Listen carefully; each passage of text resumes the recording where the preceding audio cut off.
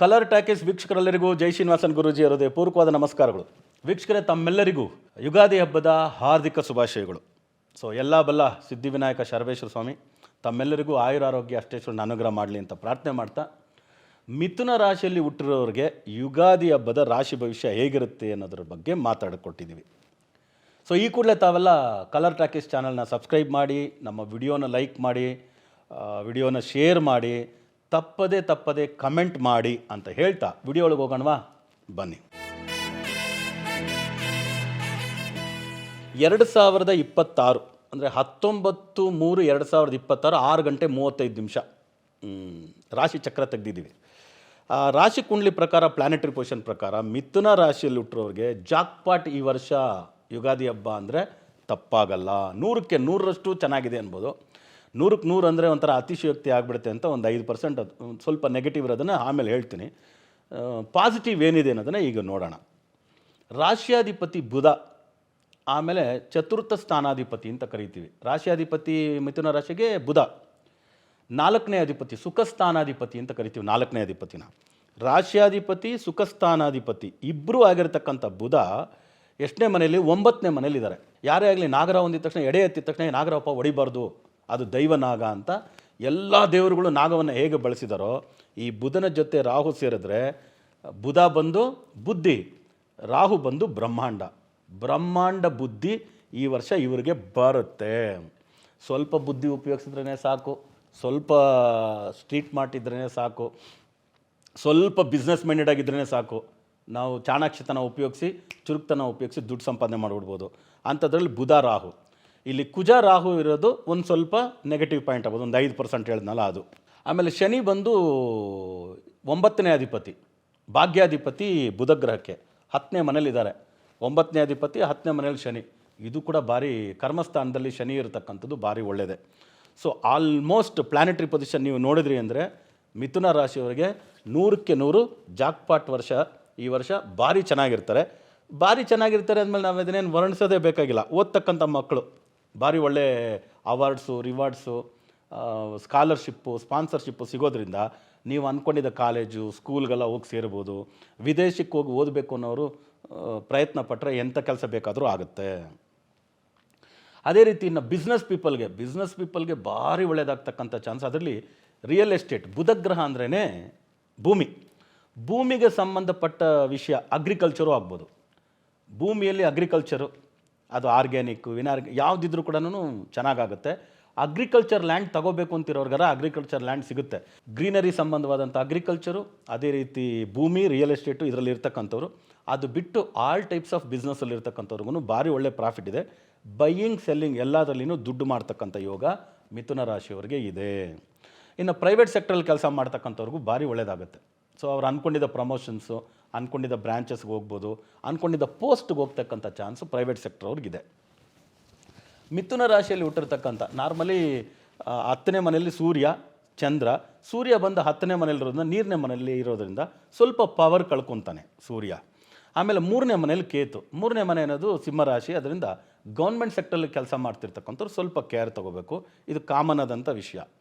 3ನೇ ಮನೆಯಲ್ಲಿ ಕೇತು ಇರೋದ್ರಿಂದ ಪ್ರಯತ್ನ ಸ್ಥಾನ ಅಂತ ಕರಿತೀವಿ ಇದನ್ನು. ಎಲ್ಲ ಪ್ರಯತ್ನಗಳಿಗೂ ಏನಂತ ತೊಂದರೆಗಳಾಗಲ್ಲ. ಸಹೋದರ ಸ್ಥಾನ ಅಂತ ಕರಿತೀವಿ 3ನೇ ಸ್ಥಾನವನ್ನು. ಅದರಿಂದ ಅಣ್ಣ ತಮ್ಮಂದಿರ ಆರೋಗ್ಯದಲ್ಲಿ ಏರುಪೇರು, ಆಯುಷ್ಗೆ ಗಂಡಗಳು ಬರ್ತಕ್ಕಂಥದ್ದು, ಅಣ್ಣ ತಮ್ಮಂದಿರ ಜೊತೆ ನೀವು ಕಿತ್ತಾಟ ಆಗ್ತಕ್ಕಂಥ ಸಂದರ್ಭಗಳು ಬರ್ಬೋದು. ಇದೇ ಒಂದು ಸ್ವಲ್ಪ ನೆಗೆಟಿವ್, ಅಂದರೆ ಸ್ವಲ್ಪ ಹುಷಾರಾಗಿ ನೋಡ್ಕೊಳ್ಳಿ. ಅಣ್ಣ ತಮ್ಮಂದಿರ ನಡುವೆ ಏನಾದರೂ ಬಿಸ್ನೆಸ್ಸಲ್ಲಿ ಇದ್ರಿ ಅಂದರೆ ಪ್ರಾಪರ್ಟಿ, ಯಾಕಂದರೆ ಅಣ್ಣ ತಮ್ಮಂದರು ಹುಟ್ಟಿದಾಗ ಅಣ್ಣ ತಮ್ಮಂದರು, ಬೆಳೆದಾಗ ದಾಯಾದಿಗಳು ಅಂತೀವಿ. ಅದರಿಂದ ಏನಾದರೂ ಸ್ವಲ್ಪ ಪ್ರಾಪರ್ಟಿ ಅದು ಇದು ಏನೋ ಲಿಟಿಗೇಷನ್ ಆಗಿ ಮನಸ್ತಾಪಗಳಾಗ್ಬೋದು. ಸ್ವಂತ ಮನೆಯಲ್ಲಿ ಸ್ವಂತದಲ್ಲಿ ಇರೋದ್ರಿಂದ ಇದರ ಆಗದಿದ್ದಂಗೆ ನೀವೇ ಸ್ವಲ್ಪ ನೋಡ್ಬೇಕು ಜಾಗ್ರತೆಯಾಗಿ. ಆಮೇಲೆ 9ನೇ ಮನೇಲಿ ರಾಹು ಇದ್ದಾಗ ಏನು ನೆಗೆಟಿವ್ ಪಾಯಿಂಟ್ ಕೊಡ್ಬೋದು ನಿಮಗೆ ಅಂದರೆ, ತಂದೆಯ ಜೊತೆ ಭಿನ್ನಾಭಿಪ್ರಾಯಗಳು ಬರ್ಬೋದು. ಇವಾಗ ಅಪ್ಪ ಮಗ ಇಬ್ಬರು ಕೂಡ ಒಂದು ಕಂಪನಿಯಲ್ಲಿ ಡೈರೆಕ್ಟರ್ಸ್ ಆಗಿರ್ತಾರೆ. ಆ ಥರ ಇರೋರು ಭಾರಿ ಹುಷಾರಾಗಿ ನೋಡ್ಕೋಬೇಕು. ಯಾರು ಬೇಕಾದರೂ ಅಪ್ಪ ಮಗನ ನಡುವೆ ಯಾರಾದರೂ ಥರ್ಡ್ ಪರ್ಸನ್ ಏನಾದರೂ ಒಂದು, ಇವಾಗ ನಮ್ಮಲ್ಲಿ ಅಷ್ಟೇ ತಾನೆ ತಂದೆಗೆ ತಮಾಷೆ ನೋಡೋದು ಭಾಳ ಜನ ಇರ್ತಾರೆ. ಮಕ್ಕಳ ಭಾಗ್ಯದಕ್ಕೂ ಕೂಡ ಗುಡ್ ನ್ಯೂಸ್ ಸಿಗೋ ಚಾನ್ಸಸ್ ಉಂಟು. ಹೊಸದಾಗಿ ಬಿಸ್ನೆಸ್ ಸ್ಟಾರ್ಟಪ್ ಮಾಡಬೇಕು ಅನ್ನೋರಿಗೆ ಭಾರಿ ಒಳ್ಳೆಯದಾಗ್ತಕ್ಕಂಥ ಚಾನ್ಸಸ್ಸು ಮಿಥುನ ರಾಶಿಯವರಿಗೆ ಈ ವರ್ಷ ಇದೆ. ನಾನು ಹೇಳಿರೋದು ಏನಂದರೆ ಲಾಟ್ರಿ ಯೋಗ ಇದೆ, ಹಣಕಾಸು ಹೆಚ್ಚಾಗಿ ಬರ್ತಕ್ಕಂಥ ಯೋಗ ಇದೆ, ಮನಿ ಫ್ಲೋ ಚೆನ್ನಾಗಿರುತ್ತೆ, ಮದುವೆ ಅಲಯನ್ಸ್ಗೆ ಹೋಗ್ಬೋದು, ಮಕ್ಕಳ ಬಗ್ಗೆ ಎದುರು ನೋಡ್ತಕ್ಕಂಥವ್ರು ಒಳ್ಳೆಯದಾಗುತ್ತೆ, ಹೊಸದಾಗಿ ಮನೆ ಕಟ್ಟಬೇಕು ಅಂತ ಇರ್ತಕ್ಕಂಥವ್ರಿಗೆ ಕಟ್ಟಿರೋ ಮನೆ ಕೊಂಡ್ಕೊಳ್ಳೋ ಯೋಗನೂ ಇದೆ, ಖಾಲಿ ಸೈಟ್ ಇತ್ತಂದರೆ ಮನೆಯೂ ಕಟ್ಬೋದು, ಈ ಯೋಗನೂ ಇರುತ್ತೆ. ಮನೆ ಕಟ್ಟಿರ್ತಾರೆ ಕೆಲವರು, ರೆಂಟಲ್ ಪ್ರಾಪರ್ಟಿ ಮಾಡ್ಕೋಬೇಕು ಅಂತ ಏನಾದರೂ ಪ್ಲ್ಯಾನ್ ಮಾಡಿದ್ರು ಅಂದರೆ ಈ ವರ್ಷ ಆಗುತ್ತೆ. ಸೊ ಕಳೆದ ವರ್ಷ ಯಾವ್ಯಾವುದು ನೀವು ಪ್ರಯತ್ನ ಪಟ್ಟು ಇದೇನೋ ಇದು ಇಂಪಾಸಿಬಲ್ ಅಂತ ಕಾಣುತ್ತೆ, ನನಗಾಗಲಿಲ್ಲ ಅಂಥೇಳಿ ಪ್ರಯತ್ನನ ಪಕ್ಕಕ್ಕೆ ಹಾಕ್ಬಿಟ್ಟಿರ್ತೀರಲ್ಲ, ಆ ಥರದ್ದನ್ನು ಕೂಡ ಈ ಸರಿ ಕೈಗೆ ತಗೊಳ್ಳಿ. ಬ್ರೇಕ್ ಡೌನ್ ಆಗಿರೋದು ಕೂಡ ಬ್ರೇಕ್ ಥ್ರೂ ಆಗೋ ಚಾನ್ಸಸ್ಸು ಮಿಥುನ ರಾಶಿಯವರಿಗೆ ಹೆಚ್ಚು ಇದೆ. ಇದನ್ನು ಮಾಡಿ. ಇದು ಇನ್ನು ಸ್ವಲ್ಪ ಚೆನ್ನಾಗಾಗೋದಕ್ಕೆ ಏನಾದರೂ ಪರಿಹಾರಗಳು ಮಾಡ್ಕೊಳ್ಳೋಕ್ಕಾಗತ್ತಾ ಅಂದರೆ, ಸೊ ಮಿಥುನ ರಾಶಿಯ ಅಧಿಪತಿ ಬಂದು ಬುಧ ಗ್ರಹದ ಅಧಿದೇವತೆ ಬಂದು ಮಹಾವಿಷ್ಣುವಿನಲ್ಲಿ ಇವತ್ತು ಕಲಿಯುಗದ ದೇವರು ಅಂತ ಕರೀತಕ್ಕಂಥದ್ದು ವೆಂಕಟೇಶ್ವರನೇ. ಯಾಕಂದರೆ ದುಡ್ಡು ಕೊಡೋ ದೇವರು ಅಂತ ನಂಬಿಟ್ಟಿದ್ದೀವಿ ನಾವೇ ಸೈಕಾಲಜಿಕಲಿ. ಆದ್ದರಿಂದ ವೆಂಕಟೇಶ್ವರನ ದೇವಸ್ಥಾನಕ್ಕೆ ಎಷ್ಟಾಗುತ್ತೋ ಅಷ್ಟು ಹೋಗಿ ಬನ್ನಿ. ತಿರುಪತಿಗೆ ಹೋದಾಗ ಏನು ಮಾಡಬೇಕು ಅಂದರೆ, ಸೋಮವಾರ ದಿನ ರಾತ್ರಿ ತಿರುಪತಿ ಬೆಟ್ಟದಲ್ಲಿ ಉಳ್ಕೊಳ್ಳೋ ಥರ ಮಾಡಿ. ಮೇಯ್ನ್ ಅದೇ ತುಂಬ ಇಂಪಾರ್ಟೆಂಟು. ನಿಮ್ಮ ಬ್ರೈನ್ ಸೆಲ್ಸ್ ಎಲ್ಲ ಆ್ಯಕ್ಟಿವೇಟ್ ಆಗುತ್ತೆ, ನಿಮ್ಮ ಮುಖದಲ್ಲಿ ಒಂದು ಕಳೆ ಬರುತ್ತೆ. ಓಕೆ, ನೀವು ಯಾರತ್ತಾದ್ರೂ ಒಂದು ಶೇಕ್ ಹ್ಯಾಂಡ್ ಮಾಡಿ ಒಂದು ಕೊಟ್ಟರಿ ಅಂದರೆ ಒಂದು ಇಂಪ್ರಿಂಟ್ಸ್ ಬಿಡ್ಬೋದು. ಅದರಿಂದ ಸೋಮವಾರ ದಿನ ರಾತ್ರಿ ನೀವು ತಿರುಪತಿ ಬೆಟ್ಟದಲ್ಲಿ ಒಂದು ಸಣ್ಣದಾಗಿ ಒಂದು ಅಕಾಮಿಡೇಷನ್ ಹಾಕ್ಕೊಂಡು ಅಲ್ಲಿ ಉಳ್ಕೊಂಡು ಬರ್ತಕ್ಕಂಥದ್ದು ನಿಮಗೆ ಭಾರಿ ಒಳ್ಳೆಯದಾಗುತ್ತೆ. ಮಾಡಿ. ಇವಾಗ ಬೆಂಗಳೂರಿನಲ್ಲಿ ಇದ್ದೀವಿ ಅಂತ ಇಟ್ಕೊಳ್ಳಿ. ಬೆಂಗಳೂರಿನಲ್ಲಂತೂ ನಮಗೆ ಕೋಟೆ ವೆಂಕಟೇಶ್ವರ ಸ್ವಾಮಿ ದೇವಸ್ಥಾನ ಸಿಟಿ ಮಾರ್ಕೆಟಲ್ಲಿ ಇರತಕ್ಕಂಥದ್ದು ಭಾರಿ ಪವರ್ಫುಲ್ ಆದಂಥ ದೇವಸ್ಥಾನ. ಅದು ಕೂಡ ಒಂಟಿಕೊಪ್ಪಲು ವೆಂಕಟೇಶ್ವರ ದೇವಸ್ಥಾನ ನೀವು ಕೇಳಿರ್ತೀರ. ಇನ್ನು ಚಿಕ್ಕ ತಿರುಪತಿ ಕರ್ನಾಟಕದವರು ಎಲ್ರಿಗೂ ಹೆಸರು ನೋಡಿ ಚಿಕ್ಕ ತಿರುಪತಿ ಅಂತ ಮಾಡಿದ್ದಾರೆ ಅದಕ್ಕೆ. ಓಕೆ, ಆ ದೇವಸ್ಥಾನಕ್ಕೆ ಓಟ್ ಬರ್ಬೋದು. ಇನ್ನೂ ಸ್ವಲ್ಪ ಒಳ್ಳೆಯ ಪರಿಹಾರ ಏನು ಮಾಡ್ಕೋಬೋದು ಅಂದರೆ, ಮಿಥುನ ರಾಶಿ ಅಧಿಪತಿ ಬುಧ ಅಂತ ಹೇಳಿದ್ರೆ ಸ್ಟೂಡೆಂಟ್ಸ್ಗೆ ಹೋಲಿಸುತ್ತೆ ಗ್ರಹ. ಯಾಕೆಂದರೆ ಓದುತ್ತಿರ್ತಕ್ಕಂಥ ವಿದ್ಯಾರ್ಥಿಗಳಿಗಿಂತ ವಿದ್ಯಾರ್ಥಿನಿಯರು ಅಂದರೆ ಒಂದು SSLC PUC ಈ ಥರ ಓದ್ತಕ್ಕಂಥ ಹೆಣ್ಣು ಮಕ್ಕಳು, 5ನೇ ಕ್ಲಾಸು 3ನೇ class, primary school, middle school, high school ಅಂತ ಇಟ್ಕೊಳ್ಳಿ. ಆ ಮಕ್ಕಳಿಗೆ ಎಜುಕೇಷನ್ ಮೆಟೀರಿಯಲ್ಸು, ಪುಸ್ತಕ, ಪೆನ್ನು, ಅವ್ರಿಗೆ ಬೇಕಾಗಿರೋ ಎಜುಕೇಷನ್ ಮೆಟೀರಿಯಲ್ಸ್ನ ನಿಮ್ಮ ಕೈಯಲ್ಲಾದಷ್ಟು ಒಬ್ರಿಗೋ ಇಬ್ರಿಗೋ ಕೊಡಿಸಿ. ಅವ್ರದ್ದೊಂದು ಬ್ಲೆಸ್ಸಿಂಗ್ ತೊಗೊಳ್ಳಿ. ಖಂಡಿತವಾಗ್ಲೂ ಭಾರಿ ಒಳ್ಳೆಯದಾಗುತ್ತೆ. ಇದರಿಂದ ಕೂಡ ನಿಮಗೆ ಸಕ್ಸಸ್ ಚೆನ್ನಾಗಿ ಸಿಗುತ್ತೆ. ಹೆಸರು ಕಾಳು ತುಂಬ ಚೆನ್ನಾಗಿ ಬರುತ್ತೆ ಮಿಥುನ ರಾಶಿಯಲ್ಲಿ ಹುಟ್ಟಿರೋರಿಗೆ.